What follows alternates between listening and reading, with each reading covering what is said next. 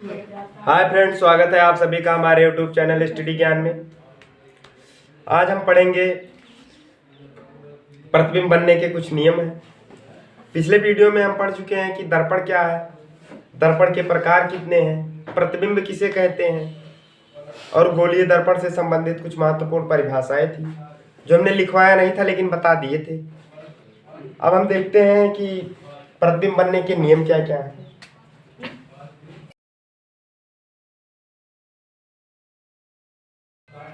तो प्रतिबिंब बनने के जो है 3 नियम हैं। तो हम प्रतिबिंब बनने के नियम जानने से पहले ये जान लेते हैं कि फोकस क्या होता है, फोकस किसे कहते हैं।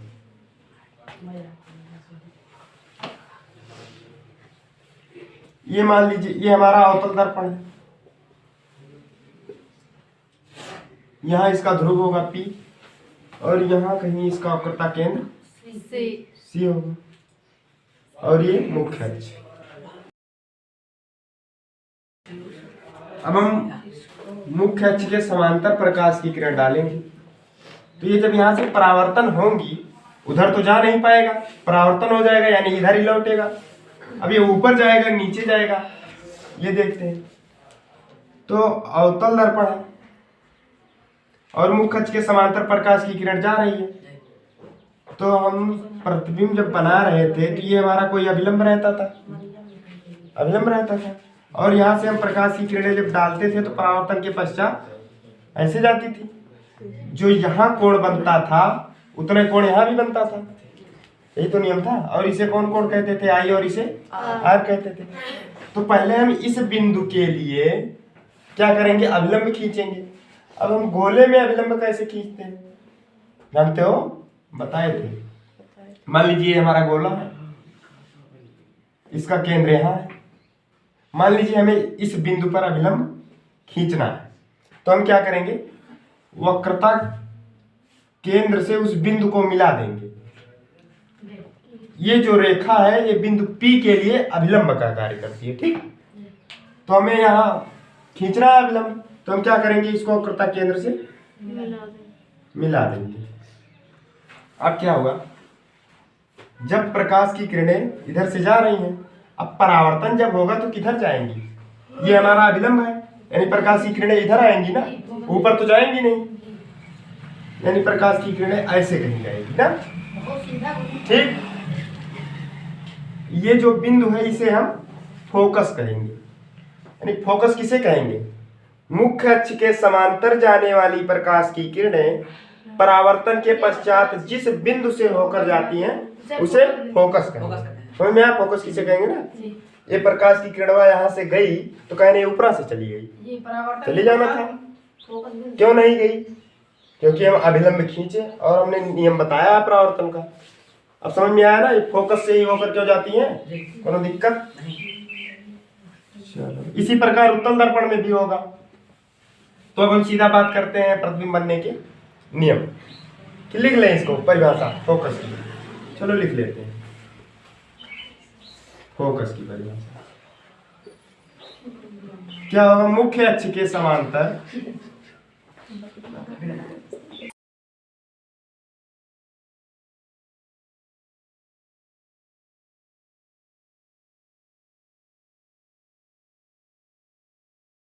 जिस बिंदु से होकर जाती हैं या की ओर जाती हैं,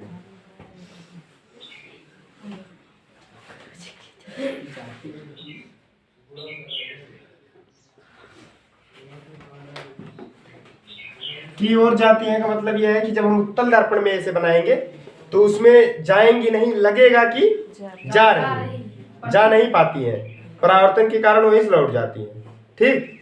तो फोकस की परिभाषा क्या है? मुख्य अक्ष के समांतर जाने वाली प्रकाश की किरणें परावर्तन के पश्चात जिस बिंदु से होकर जाएंगी या जिस बिंदु की ओर जाएंगी उसे हम क्या कहेंगे? फोकस। फोकस कहेंगे। फोकस बड़ी मालिक ने उसे फोकस कहते हैं ना, उसे फोकस बिंदु कहते हैं। उस बिंदु को फोकस कहते हैं, उस बिंदु को फोकस कहते हैं, ठीक। समझ में आया क्यों फोकस से होकर जा रही है ना। जी। अब हम बात करते हैं प्रतिबिंब बनने के नियम की।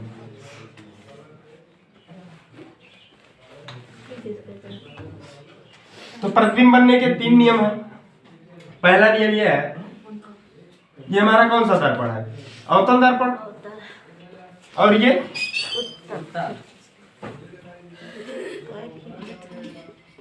हमारा उत्तल दर्पण है। इसका जो ध्रुव होगा यहाँ कहीं होगा। ध्रुव किसे कहेंगे? परावर्तक तल के मध्य बिंदु को।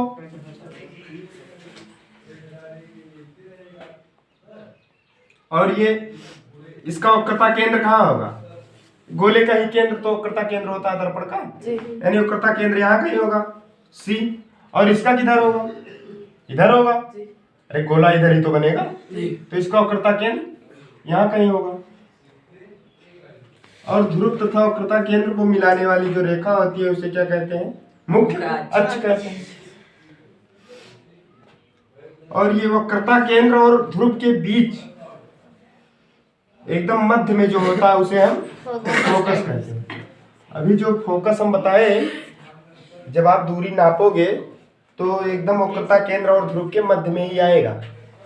पहला नियम यह है कि मुख्य अक्ष के समांतर जाने वाली प्रकाश की किरणें, अब यहाँ से परावर्तन हो जाएगा, जा तो पाएंगी नहीं क्योंकि इधर कलई किया गया है, अंदर वाला सिरा परावर्तक है। तो परावर्तन के पश्चात परावर्तन के पश्चात फोकस से होकर जाती है। परावर्तन के पश्चात फोकस से होकर जाती है। इसमें क्या होगा? प्रकाश की किरण इधर से ही डालेंगे, उधर से तो डालेंगे नहीं। तो मुख्य अक्ष के समांतर जाने वाली प्रकाश की किरणें परावर्तन के पश्चात फोकस से आती हुई प्रतीत होती हैं। फोकस से आती हुई प्रतीत होती है, यानी यहां से समांतर जा रही हैं, लेकिन जब परावर्तन हो जा रहा है तो ये ऊपर चली जा रही है। क्यों जा रही है इसको बताए हैं। तो ये हमारा पहला नियम हो गया कि मुख्य अक्ष के समांतर जाने वाली प्रकाश की किरणें परावर्तन के पश्चात फोकस से होकर जाती हैं या फोकस से आती हुई प्रतीत होती है। ये पहला नियम, ठीक, लिखेंगे हम इसको।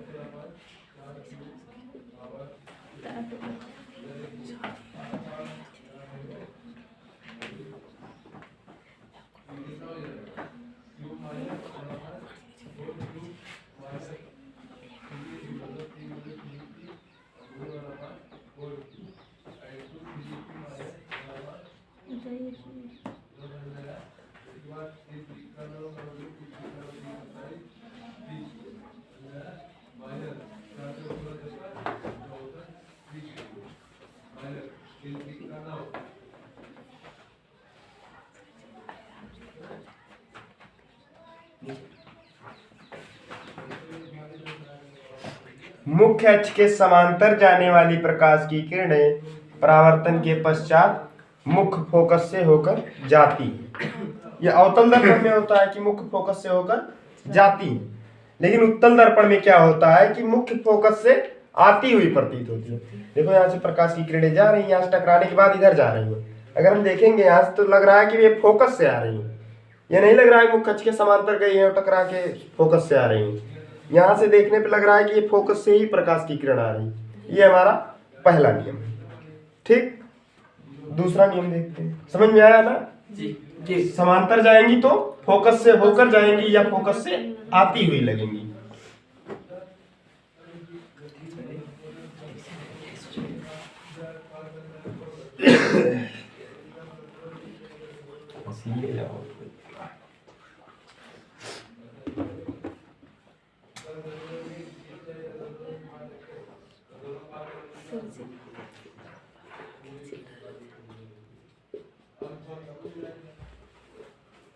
ये हमारा P है और यहाँ कहीं C है और यहाँ कहीं F है।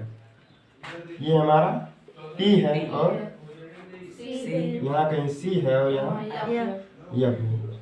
तो इसमें क्या होगा? ठीक उसी का उल्टा पहले वाले नियम का। उसमें क्या था? मुख्य अक्ष के समांतर जा रही थी तो फोकस से होकर जाती थी या फोकस से आती हुई प्रतीत होती थी। इसमें क्या होगा? फोकस से होकर जाने वाली प्रकाश की किरणें परावर्तन के पश्चात मुख्य अक्ष के समांतर हो जाती है।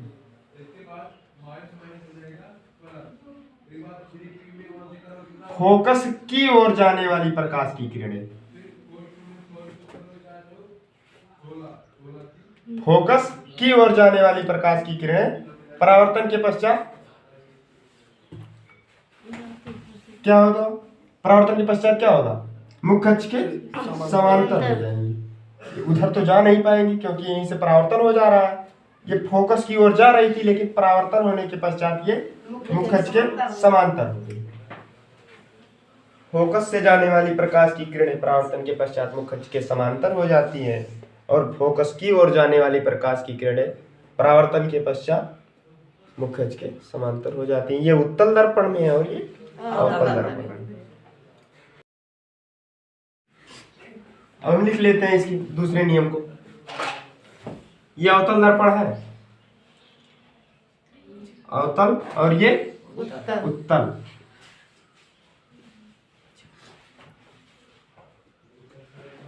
दूसरा नियम यह है कि फोकस से होकर जाने वाली प्रकाश की किरणें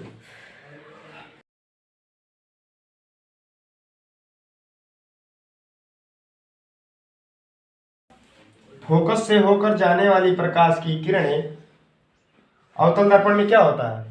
ब्रैकेट में लिख लेंगे अवतल दर्पण, अवतल दर्पण। और फोकस की ओर जाने वाली प्रकाश की किरणें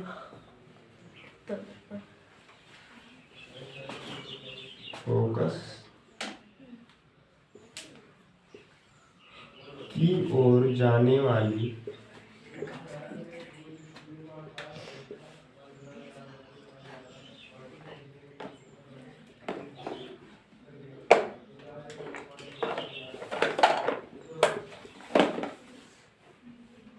परावर्तन के पश्चात, यहां लिख लेंगे उत्तल दर्पण, उत्तल दर्पण। परावर्तन के पश्चात क्या होंगे? बोलो। मुख्य के समांतर हो जाएंगी।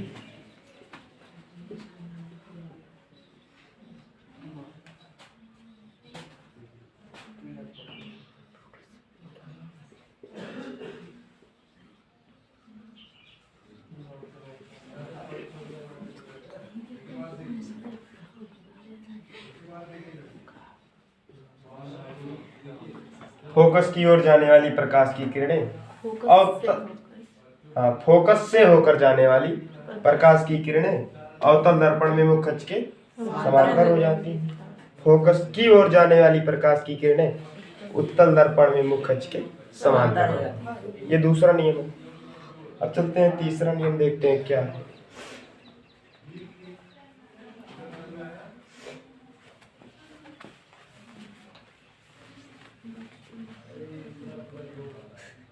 अब तीसरा नियम क्या है प्रतिबिंब बनने का?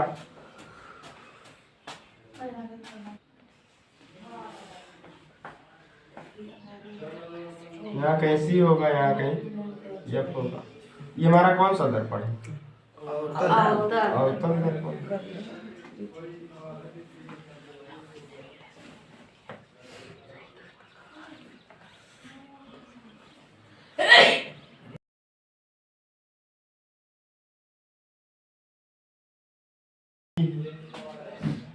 तो तीसरा नियम ये है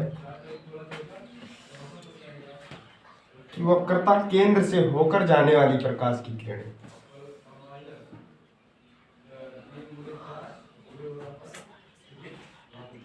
वक्रता केंद्र से होकर जाने वाली प्रकाश की किरणें परावर्तन के पश्चात उसी मार्ग से वापस लौट आती है।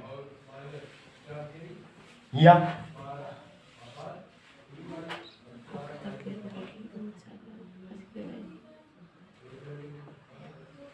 वक्रता केंद्र की ओर जाने वाली प्रकाश की किरणें परावर्तन के पश्चात उसी मार्ग से वापस लौट आती है।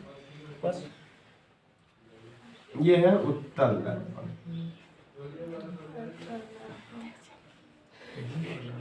तो तीसरा नियम क्या है?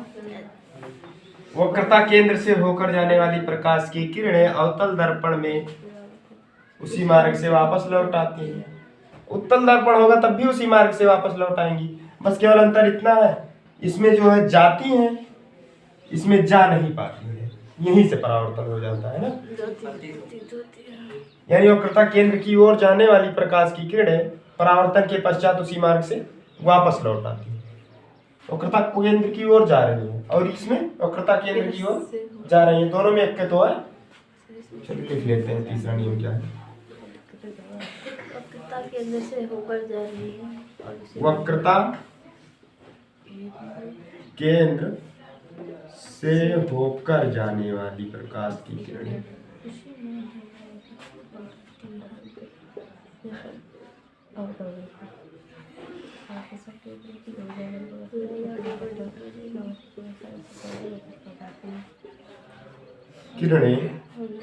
परावर्तन के पश्चात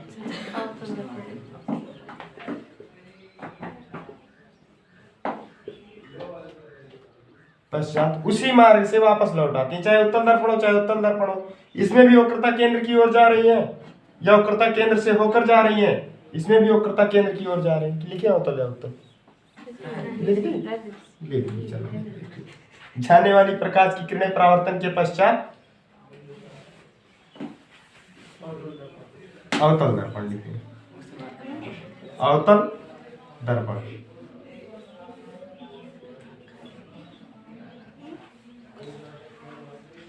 या वक्रता केंद्र की ओर जाने वाली प्रकाश की किरणें वक्रता केंद्र की ओर जाने वाली प्रकाश की किरणें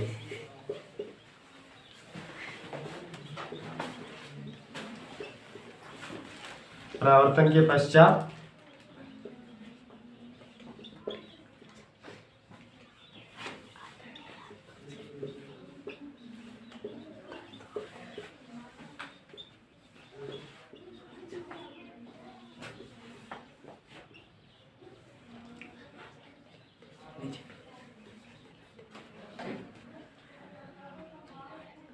जाने वाली प्रकाश की किरणें परावर्तन के पश्चात, यहाँ ब्रैकेट में लिख देना उत्तल दर्पण या इसी को बना लो। ठीक, क्या हुआ? वक्रता केंद्र से होकर जाने वाली प्रकाश की किरणें परावर्तन के पश्चात अवतल दर्पण में या वक्रता केंद्र की ओर जाने वाली प्रकाश की किरणें उत्तल दर्पण में परावर्तन के पश्चात उसी मार्ग से वापस लौट आती है। ठीक, एक बार देख लेते हैं तीनों नियम फिर से।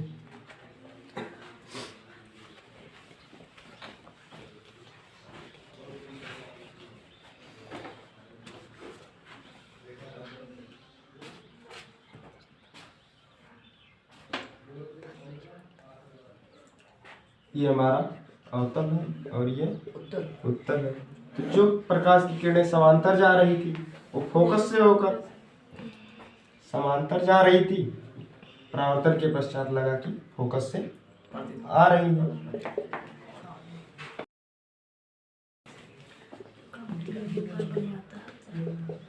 और दूसरा नियम क्या था कि फोकस से होकर जा रही थी, परावर्तन के पश्चात समांतर हो जा रही थी। जी फोकस की ओर जा रही थी, परावर्तन के पश्चात समांतर हो जा रही थी। और तीसरा नियम क्या था? वक्रता केंद्र से होकर जा रही